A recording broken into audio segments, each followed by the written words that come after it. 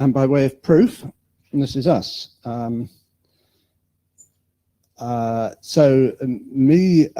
was routing AD for a while, and I've co-chaired a number of working groups, and I'm really a circuit switch traffic engineering person deep down inside. I've just become the independent stream editor for my sins. Hamian, this is brilliant. This you've got to guess the age of Hamian in this photo and compare and contrast with him now. This was his graduation some 20 years ago. Hamian's pretty active in some of the key working groups, TEAS and PC and CCAMP, and has been a specialist in GMPLS and management for optical networks. So what we're going to do is do some tag team going through this, do some different slides each, but probably interrupt each other as well.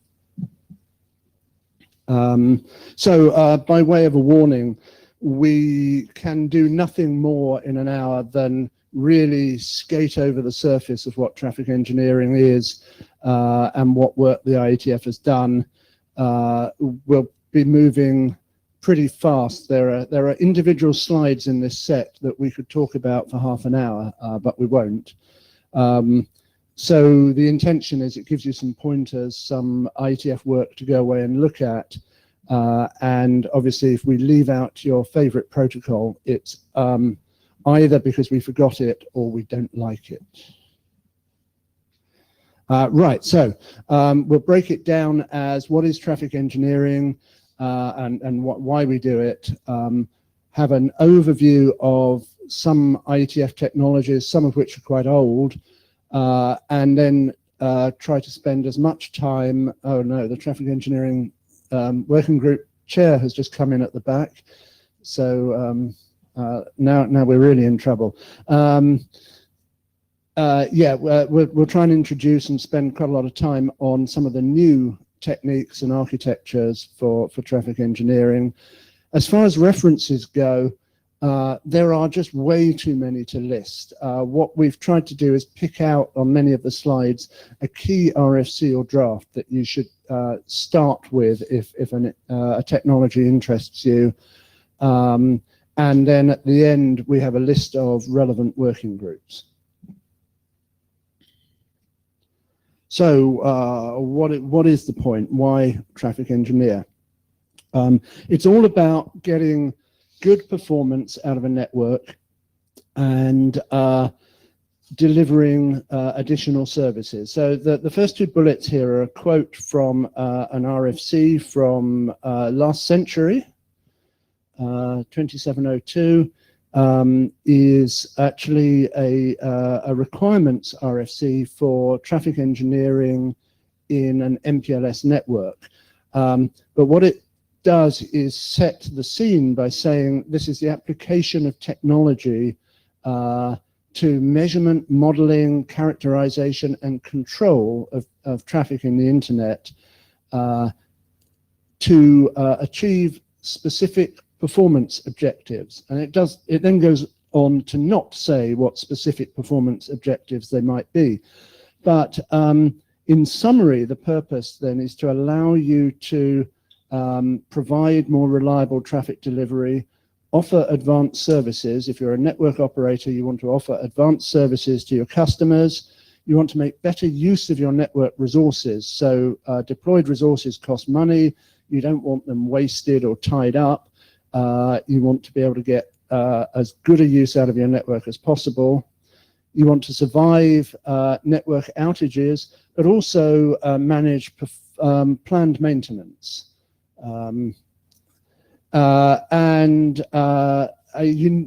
Part of all of that is making the network predictable, so you can guess what's going to happen to your customers' traffic when there's a change in the network.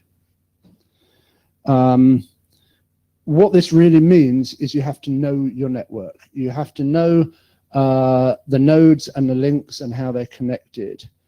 You've got to know the capabilities of those nodes and links largely in terms of bandwidth and delay and arbitrary metrics which are assigned to them. First typo. You need to know traffic patterns, demands, and matrices. You've got to know what traffic your network is going to carry if you're going to engineer that traffic. And you have to know what sort of errors, what likelihood of errors, and what plans you have for maintenance. Once you know all that, then you have to control how the traffic is placed on the network. And to do that, you configure the network, the traffic, and you actually configure the management tools themselves. What sort of networks are we talking about? Well, this is the IETF. So essentially, we're talking about the delivery of IP packets. Turns out that the principles of traffic engineering apply to any network that delivers commodity. So I've seen similar or identical algorithms applied to electricity networks, to the management of cars on road networks, to the delivery of water and the inverse delivery of sewage, and so on. The sewage is fun because I used to have a company that made a sort of traffic engineering tool using machine learning. We built it for IETF protocols. Our first customer was a sewage company. What that tells you about the IETF, I don't know. Here, we're going to focus on layer 3 and below. So that's IP, MPLS, Ethernet, and then all the transport technologies that sit underneath. So it's all, well, it's nearly all some kind of circuit switching, whether it's connection-oriented or connectionless, but IP is a little bit different on top. All right, computer science networking 101, shortest path first. It's what our IGPs do.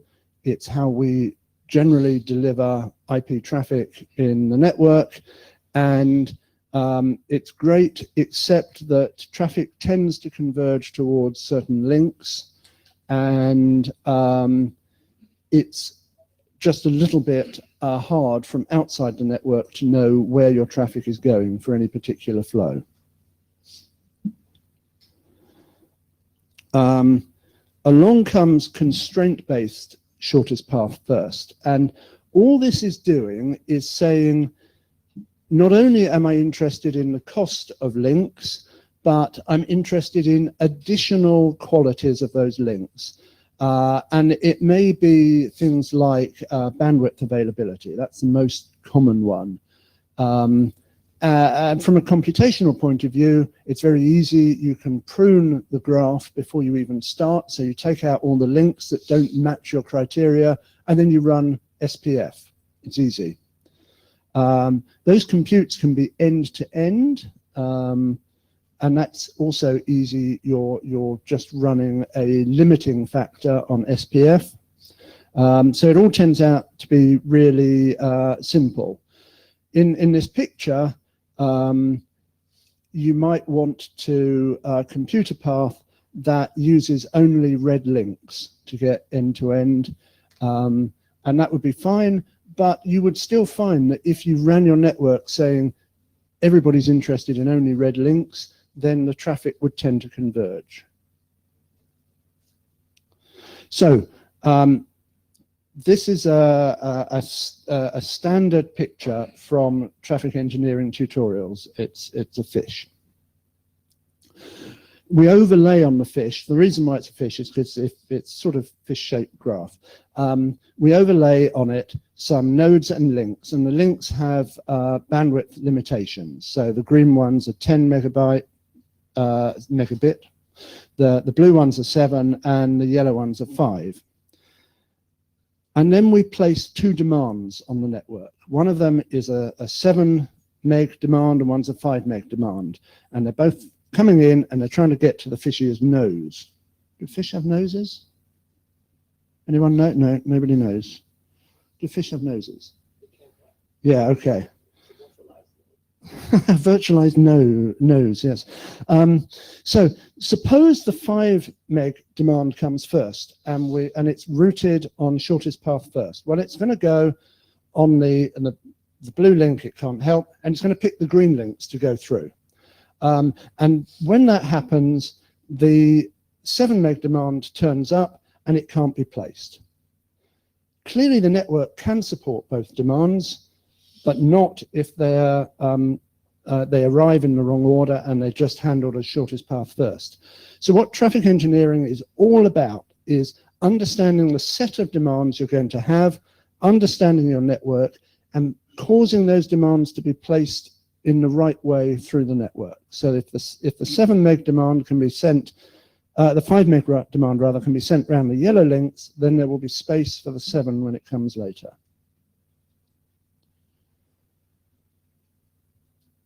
So to solve that problem, then, you need to know the topology. You need to know the status of the links. Are they up, down, paused, ready to come down for maintenance? What's the bandwidth of the link, but more importantly, what bandwidth is available and is not being taken up by other services already? Other constraints that you might be interested in, and those are increasingly delay type constraints as we start to deliver 5G services, but for optical networks, they may be the ability to convert or not convert wavelengths, and things like shared risk link groups, which are the preponderance or the likelihood of one link failing at the same time as another link fails. So if you know all of those things, and then you know the demands that are going to be placed on the network and any relationship between the demands. For example, one may be providing a backup service to another. You don't want to send them down the same link. If you know all those things, then you can do a computation that will cause you to place your traffic in the network and do clever things to make sure that you deliver services. So we need tools to do this. We need network management. The network management can see the network, and it can see the demands, and it's responsible for working out how to place the traffic and issuing instructions to the network to configure the network so that the traffic will go the right way. We need some mechanism to learn about the network, learn its status and learn its topology. And that's really a discovery process, but for various reasons, we use routing protocols to do that. We need the ability to configure the network devices, and that can be direct configuration or signaling protocols. And then as the packets go through the network, we may need to mark them so that we can tell which packet is meant to go which way through a network. And essentially, the rest of this presentation is talking about different techniques for doing those different things. You don't always end up using all of those tools at the same time. So, these are the existing IETF tools that we will run through, and then we'll have another section talking about the future ones. So we've got a slide or so on each of these. And this is where references to RFCs and drafts start coming in. There'll be little yellow boxes down the left-hand side to give you your pointers. Source routing then. Source routing is encoding information in a packet to say which path through a network a packet should take. It's essentially a series of hop identifiers, either link or node addresses, saying, right, now you've done that hop, this is the next hop to do. And that can be a strict path. A strict path is a full list. There's never any ambiguity. Whenever you have a packet in your hand, you can see this is the next thing I must do. It requires no information to be stored in the network. All of that information is placed in the packet itself. And the example, best example of this is IPv4 strict source routing option, which enables you to put in a list of, I believe, 9 IP addresses. And this is instructive, just as a side issue. When IPv4 was designed, it was clearly expected that the diameter of the internet would never be more than 9 hops. So that was a good prediction, wasn't it? IPv4 strict source routing option is generally not used. Okay, it exists, it's not used. Loose path. A loose path breaks that strict path down and says, sometimes I just want to get all the way over there. I don't need to fill in the gaps. I'll just say next hop, maybe get to the edge of the next network.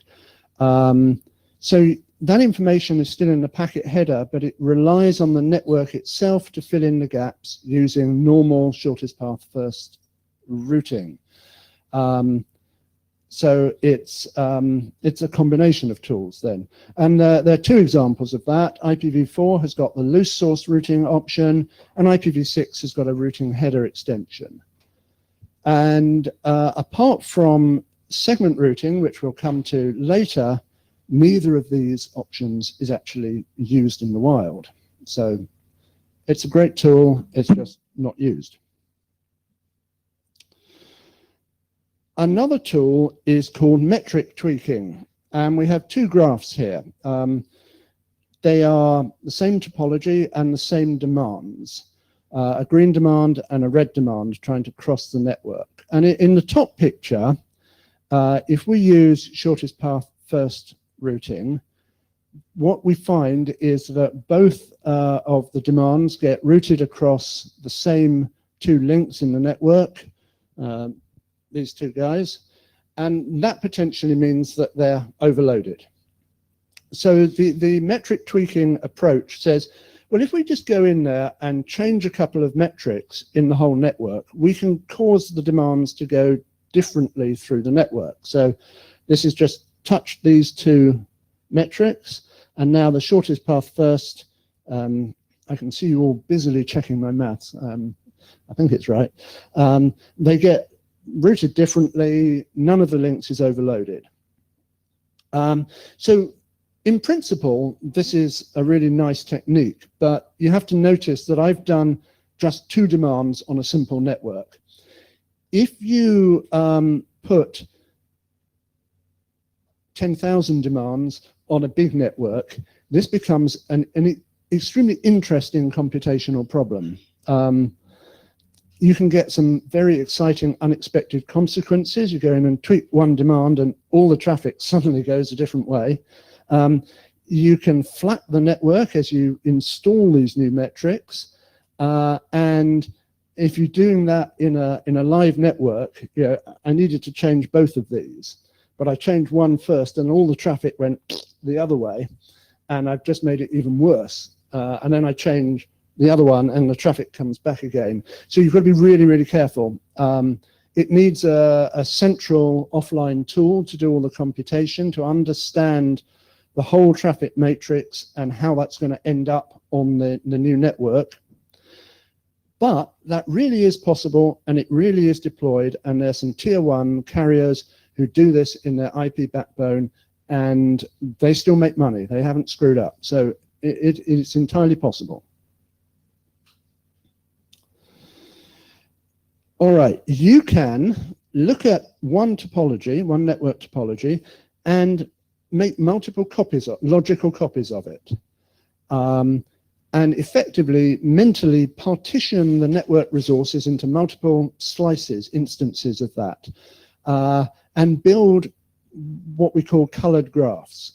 So what the figure does is it says, look, there's a topology there, and for every link, we will give it a red metric and a blue metric, apart from I noticed that one, which is a colorblind blue metric. Second typo. I thought you reviewed these.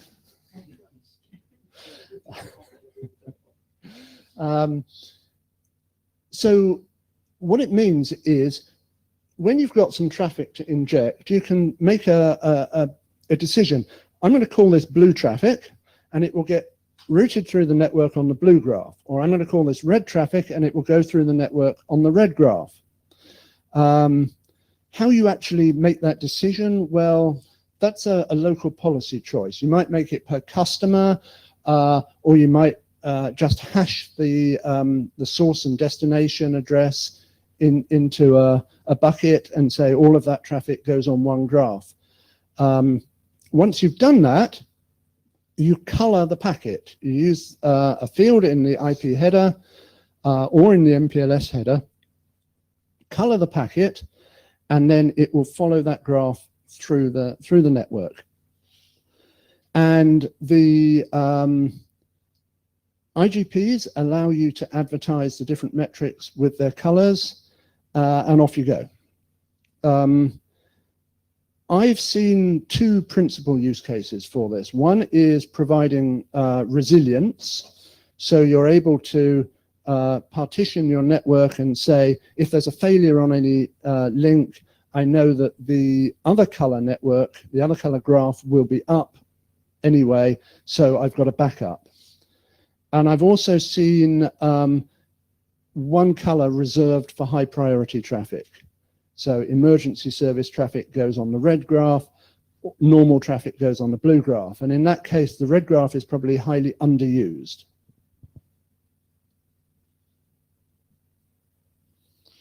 Enter RSVP.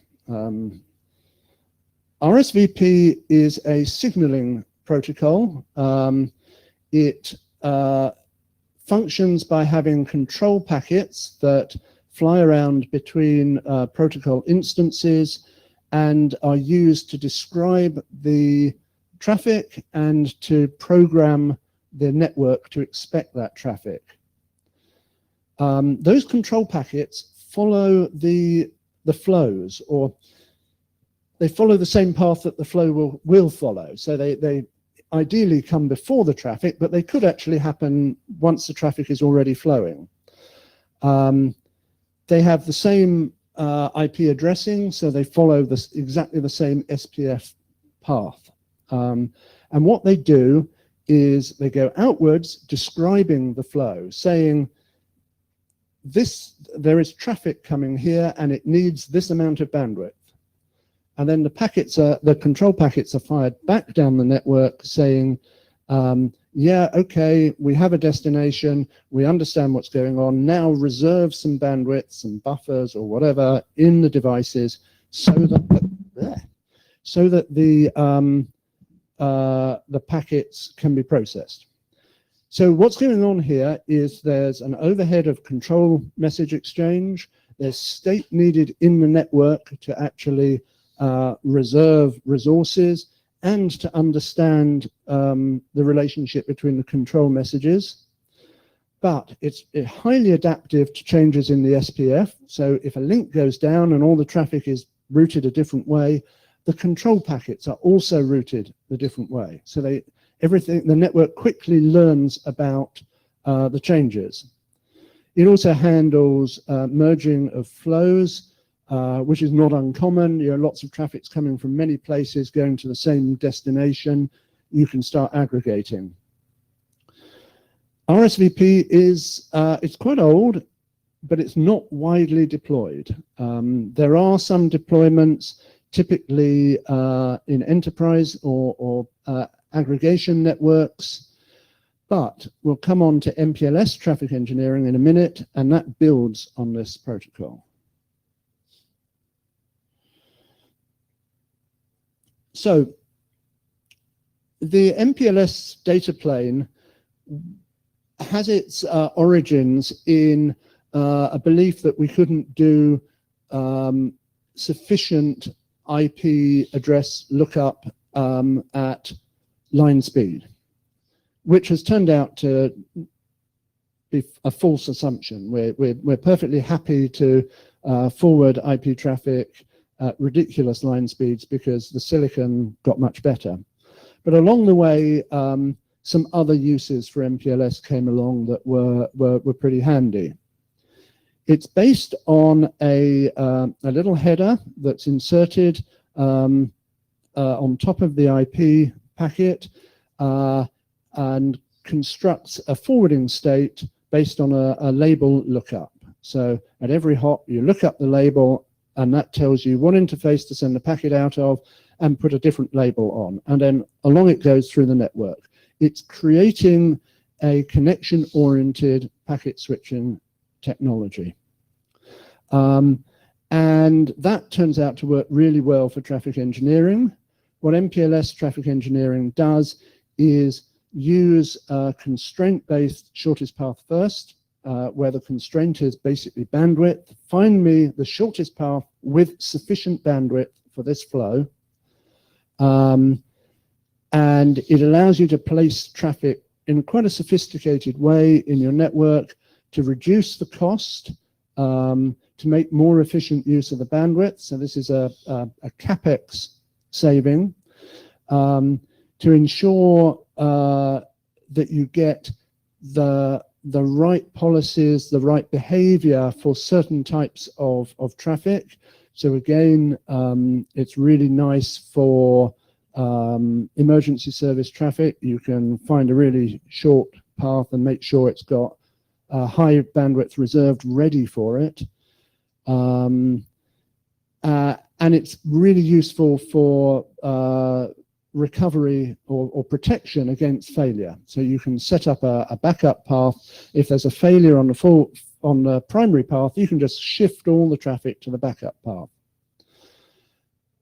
The ultimate goal, it turns out, for MPLS-TE is cost saving. And you can look at cost saving two ways. But principally, it's squeezing more out of a network. Right? The service provider has spent money deploying equipment. They want to get as much traffic running through that network as predictably as possible.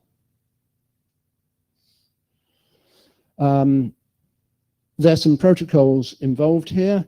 What was done was to take the existing IGPs, which are advertising and reporting on the quality of the links in the network, and to enhance them with a little bit of extra information to report on the information and status of the TE qualities of the link. And again, bandwidth is the is top of that list. So the IGP on its own would say link status and metric. The TE extensions gives you the bandwidth and a TE metric. On top of that, there's a signaling protocol required to go and program the nodes in the network. And what we did was we took RSVP and made some additions to it so it was traffic engineering aware. And that means that those RSVP packets, instead of following shortest path first, they actually have an explicit path nailed into the control messages so that we can set up the flow for the LSP. And, ooh, that's interesting. Let's just do that. Okay, GMPRS is exactly the technique where I started my IETF. And we have already been demonstrated saying that the RSVPT and OSPFT they works and they save the cost. So IETF is really good at doing something like generalization and make the same philosophy applied everywhere. So for every potential circuit switching technology, this concept is generalized and to construct a label hierarchy on the lambdas, on the label packet, and also on the fibers. So this one is extended only from the MPRS, and in the 2RFs is very typical. We give the OSPF-T and our RSVPT extensions. And on the same time, we also developed the new protocols called LMP for the coordination between the physical links. And this is all distributed on the nodes, how the GMPRS is working. And then path computation. So when you have everything on the distributed manner, then there would be a problem on the vision, because considering each of the node, you can only have a restricted vision of the whole network, rather than we have a global topology information. So it is requested that the routing and path computation function to be moved to a component or entity that can have the global issue to provide further optimization. So PCE is evolved in this way and now very popular and can be applied as a component or can be applied in application or a network node everywhere, as long as there is a need for the path computation function. So the earliest RFC 4655 specifies the functionality, but it can be embedded in any routers, in every routers, and to save the cost where you need it. And the second RFC in this page, 5152, provide a more advanced use case, that is the virtual POP use case, which announces the PCE domains can be interacted with each other. So in this shape, there can be the interaction between the ASBR, and there can be remote call to stitch the result of the path computation to form an end-to-end cross-domain path. So there are the different kind of realizations of the PCE in the architecture.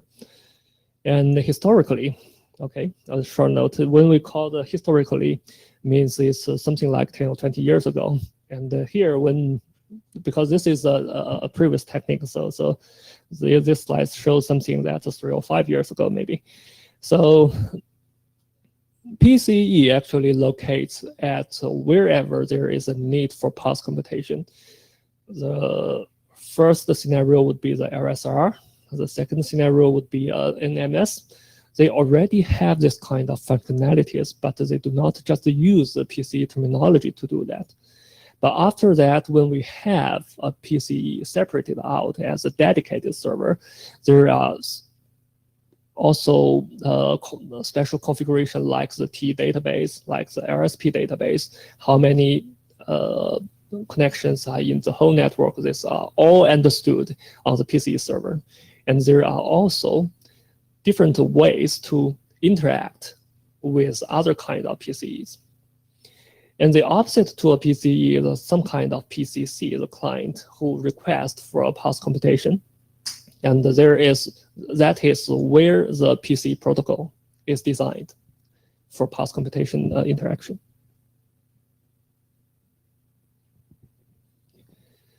And then we comes the topology aggregation, because of different components have different topology informations. From the perspective of PCC, the network is usually rather simple, and for the PCE, rather it's a big and more complicated topology information. So here the RFC 7926 provide a very typical examples for how the abstraction is done between the client layer network and the service layer network. So usually when you look into the operators or even look into the vendors, there is very large scalability networks, but the representation on the client side is really simple. So here, for example, we have 5 nodes in the server network, but on the client connections, it's only useful to see 3 of them, and you can just hide them to simplify the work of the client. So the abstraction layer resource can be either node abstraction, can be also link abstraction, and also just show the topology to the client. And given this kind of abstraction, there can be a future technique about the virtualization, which means something you pretend you have, but you really have in another shape. So previous page shows an example on how to simplify via the abstraction, but this one also show another kind of variation. You can also multiply your networks in the abstraction layer and allocate them to different virtual networks to satisfy the requirement for different users. And this is nothing but a map between the physical ones and the virtual ones, but what you need is just a memory on how many you really have, and don't just overload your network. So there are different kinds of policies, different kinds of algorithms working on how to efficiently virtualize and how to make best use of the abstractions. If you do it with a very abstracted manner, it will actually sacrifice your efficiency because you have too little information. But if you have maybe one-to-one mapping and show the whole picture, then the complexity of the client is really, really high. So there is always a balance between the degree of virtualization, and that introduce different kind of policies. BGPRS. So one of the challenges is that the network understands its topology, its shared information, and we now need to export that information to some controlling computation entity. And we may, as Hamian has just said, need to abstract that information before we export it for policy reasons, for privacy reasons, to give customers or customer networks a specific view. So we identified that need, and we were looking for what protocol shall we use to do that, and picked BGP. And I think there were a number of reasons for that, and only one of those reasons was that the vendors driving that work happened to be really interested in BGP. BGP implementations are really good at applying policy. So abstraction is all about policy. So that's a good reason. BGP is actually quite good at moving bulk data around, and the export of topology is an example of moving bulk data.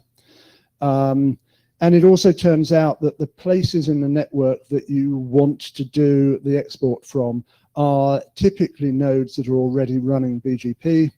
And lastly, a feature of BGP, the route reflector, allows you to send the information to multiple places without overloading the network nodes themselves.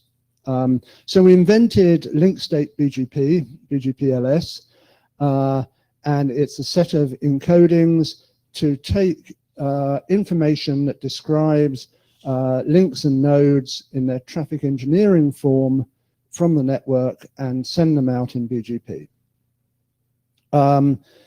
Two important notes on that.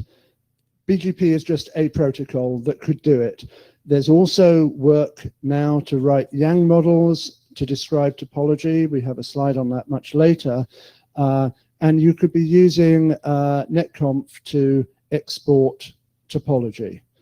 And there's also a proposal for using the PCE protocol. So we've seen how the PCE protocol goes between nodes and a controller. Well, maybe you could also use that to export topology. So there ends the first lesson, all of the stuff that's pretty much out there already. And now we're going to come on to new tools or work in progress. A lot of that is minor tweaks to existing protocols. For example, there's work out there to add a description of link latency into the IGPs so that when you collect the whole topology, you can see how much latency each link is adding. And I've seen all sorts of other things like some quality of reliability of the link will be reported. So lots of small tweaks, and then a number of somewhat larger pieces of work that are going on that we will introduce here. So the first one is improving IGP flooding, and this has been talked about in the IETF for the longest time. The intention is to reduce the processing load in the network as the IGPs continue to announce and maintain the network state. Particularly important is when there's a link failure, that information has to get propagated to everybody. If you can reduce the background processing of the IGP, maybe you can get the network to converge faster. This is interesting for traffic engineering because not all nodes in the network need to know about all TE link changes. So if you can reduce the flooding of that information to only the people that need to know, you can make some savings. It might, however, actually not be necessary. And this is kind of work that's being discussed still, because when you do a TE link advertisement, you're supposed to damp that advertisement anyway. You don't need to announce a change in bandwidth of 3 bits per second. You can bulk that up and say, well, maybe I'll only announce the change if it amounts to more than 10% of the bandwidth. Additionally, traffic engineering state has a tendency to be fairly static. So maybe there's no need. On the other hand, it could be interesting work. It's one of those things that we will play with.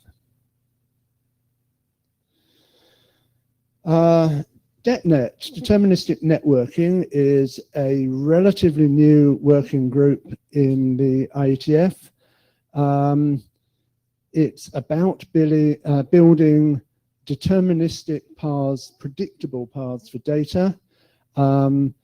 It's aimed at layer 2 bridged and layer 3 routed network segments, quite often looking at a concatenation of those. So you might start it in layer 2, do some hops there, then move into a layer 3 network, and then pop back out into a layer 2 network. The intention is that the paths provide some predictability in terms of latency and loss and jitter. So not necessarily controlling those things, but knowing what the worst case might be.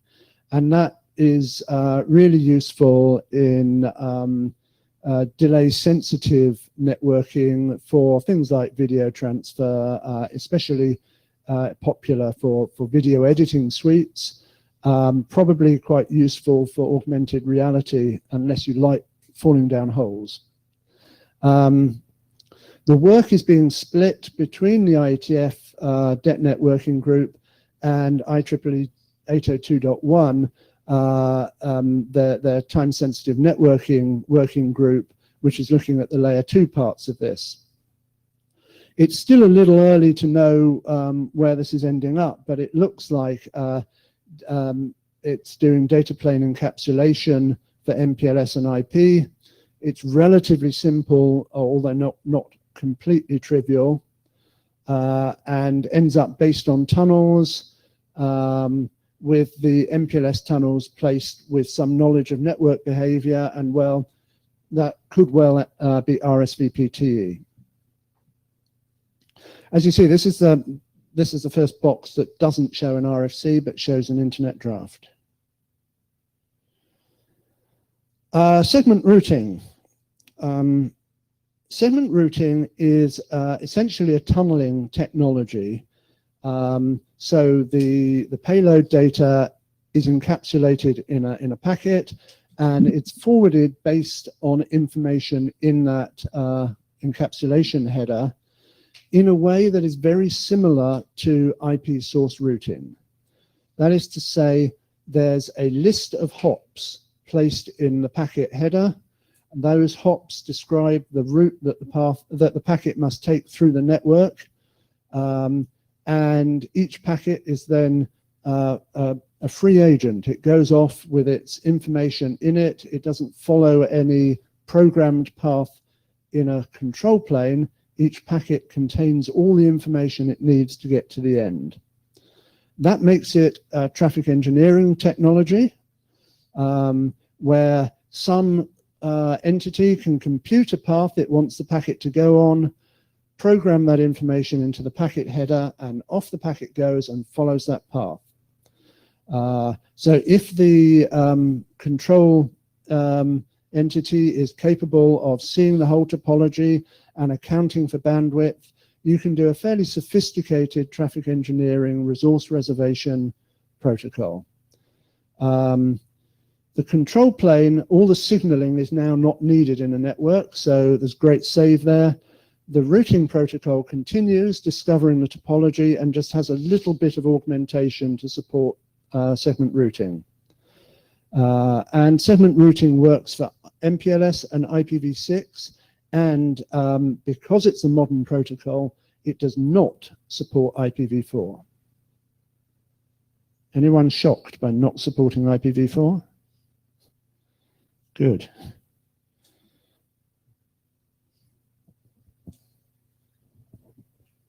Okay, and given this kind of technologies, and then it's time to talk about how the controller is designed and what kind of techniques can be used via the controllers. So PCE, as previously discussed, it include functionalities on the path commutation, and this is exactly one of the functionality need to be achieved by the controller in the SDN architecture, software-defined networking. So PCE protocol actually provide a very mature solution to the SDN southbound interface solution, and this kind of control and computation may also be applied on the single node. So the applications can be is proposed from both MPLS, non-packet, and IP environments. So this is widely used as a controller and can be constructed as a controller hierarchies if necessary. And based on this idea, we have promoted a new architecture named as ACTN, Abstraction and Control of TE Networks, by constructing the controller of the hierarchies. So this is actually some kind of state of art in the industry, and we are implementing this kind of SDN controller hierarchy to make use of the abstraction techniques. And this is very well accepted by the carriers for multi-domain interop and for multi-domain, multi-vendor interop and multi-domain coordination. So we separate the different list of the controllers, and from the customer, from the carrier, and from the vendor. So the customer usually do not have much knowledge on the network, and they only take care of a few boxes located in their working area. So what they need is just to represent their request to the carriers by a corresponding interface. We name this as a CMI. And the carrier is actually the critical component in the whole architecture, because to the above, it needs to be connected with the customer to understand their demand, and to the bottom, they need to interact with the vendors on the detailed network configuration. So to interface on them for the customer understanding, virtual service coordinating for the different customers, and the coordination between multi-domains for among the vendors. And this is all supported by the abstraction and the virtualization techniques. So the vendor-specific ones is actually the most complicated ones. It's very challenging because the scalability of the network, and there is a lot of parameters need to be configured on both the network level and the device level. So currently, I think most of the vendors have their own advantages for their own implementation, but people are still requesting for a standard interface to enable the interoperation among the multiple vendors. This is done on the MPI interface, and the carrier can handle that in a multi-vendor case. So typical scenarios for ACTN, how the topology is discovered, how the topology is abstracted and this page shows an example on how this is done. So if we look into the network number 1 domain, there are actually 7 nodes in the domain, but to be abstract, we only use a border node to form a 4-point topology and report it to a higher hierarchy of the controllers. So on the perspective of the MDSC, it will receive the topology information from 3 different domains and stitching them together to form a very brief topology that can be used and understood easily by the controller, by the customer controllers, which is the DC in here. And everything can be represented as a connectivity matrix to have local information and on the capability on the switching and the bandwidth information of the network. So everything is understandable from the abstraction topology. And given this kind of topology, people are capable to deploy their connections onto the networks. So we still assume there is a request from a cross-domain connection, and this request comes to the carriers first, and then it's decomposed into different vendors and prospective domains. It is worth noting that this can't be a kind of technology-specific domains, saying that we have different techniques like IP, like optical, like something together. But everything is nothing but a kind of decomposition. As there is already a kind of standardized interface and models, we can easily instruct saying which domain to complete which part of the work.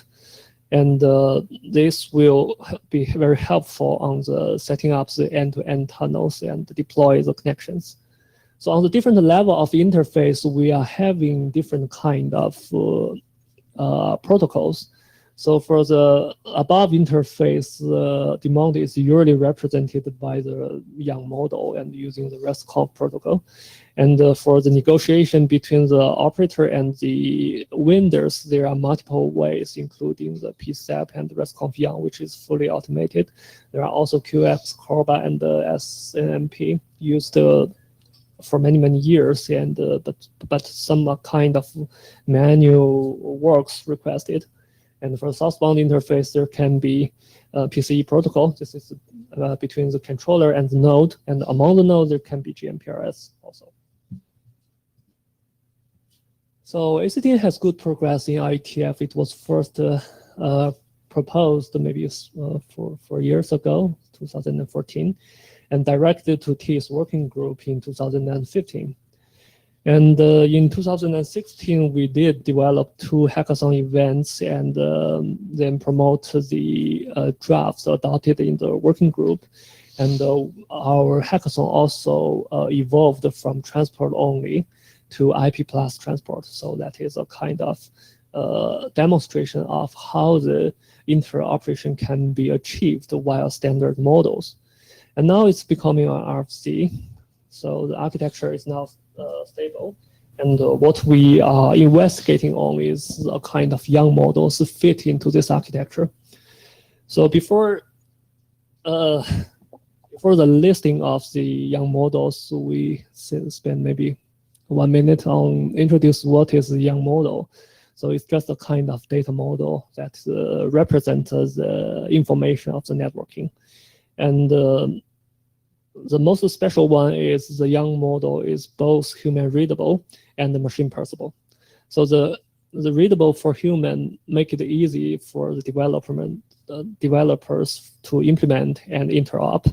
The machine parsable actually guarantee the efficiency, and that is why IETF finally chose the Young language to be the language for modeling. And currently it can be encoded as both XML and JSON format. And we are having more and more young drafts in recent IETF meetings, and it is becoming a very key component for the whole system. So here we try to summarize how many young models need to be involved in the whole architectures. There are many, and we may still miss something, so don't be angry. And for besides the two at the top is just the generalized draft for the ACT, and the bottom ones are actually drafts that describes how the network information is modeled, or how the model is used in the whole architecture. So each of the box in the chart is actually a module, a young module, and they located in separate drafts, and the arrows here shows the relationship on the modules. So who the arrow pointed one will augment to the base model, and this allows people to generalize the model and augment it for the technology specific use. So from the basic categorization, it is classified into topology, tunnel, service, and types. And we also have the layer 0 technology to layer 3 technology for every type of this kind of model. Oh, we are coming to the end as a summary session. So TE, traffic engineering, is really a valuable tool. You do not need to spend more money on your infrastructure, but you get more from your network. So it helps people to guarantee their quality of the delivery, and it also provides some kind of bonus on their networks by carefully and efficiently use their network resource. And to achieve this goal, actually, this is still an ongoing work, and there are really a lot of work in the past and at this moment. So most of them are widely deployed, and we are developing more tools and techniques. So there are lots of opportunity to be involved here if you understand, if you are experts on any layer of the technologies and want to bring such kind of models, highly welcomed. And this page just to show some pointers, but yeah, IETF started 30 years ago when I was born. So one page should not be sufficient to list all the reference, but the key RFCs has been listed in each of the previous slides, and you can look into that one and figure out that will help you to point to more RFCs.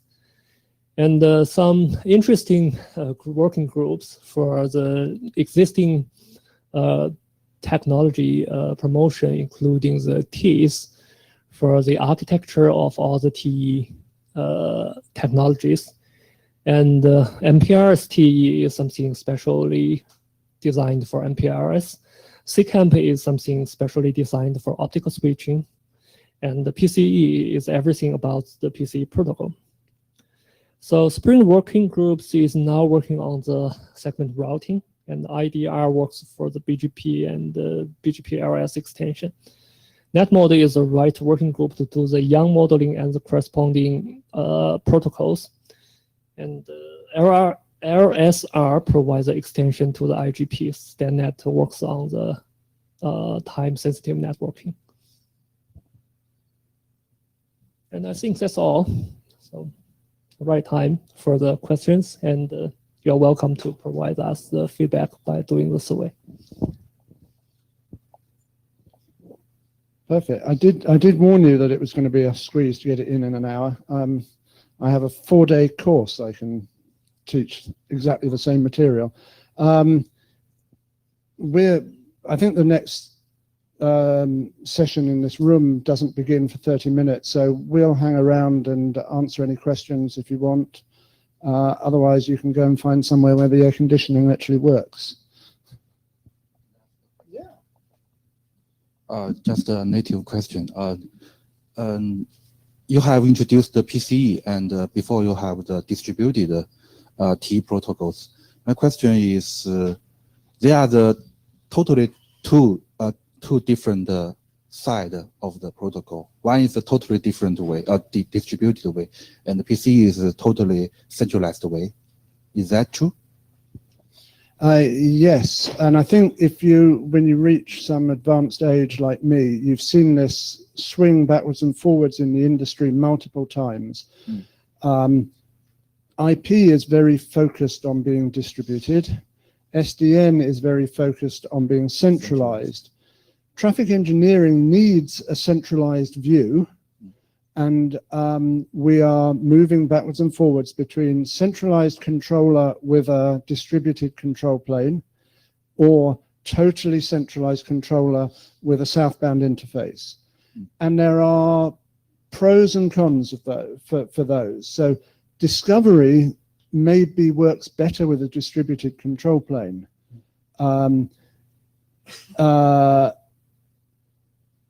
Rapid provisioning maybe works better with a central controller. Single point of failure really is bad for a single central controller. So there are pluses and minuses, and some of it is just fashion.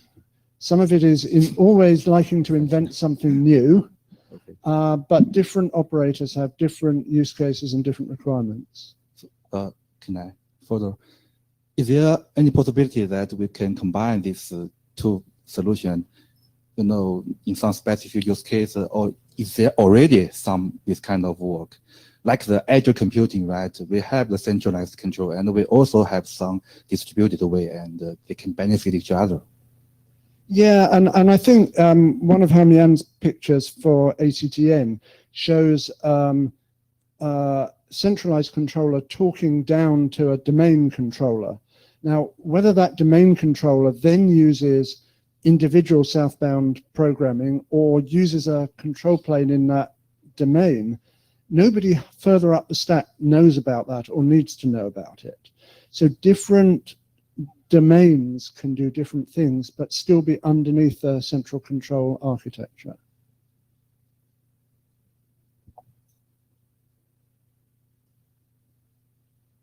Good. Run away.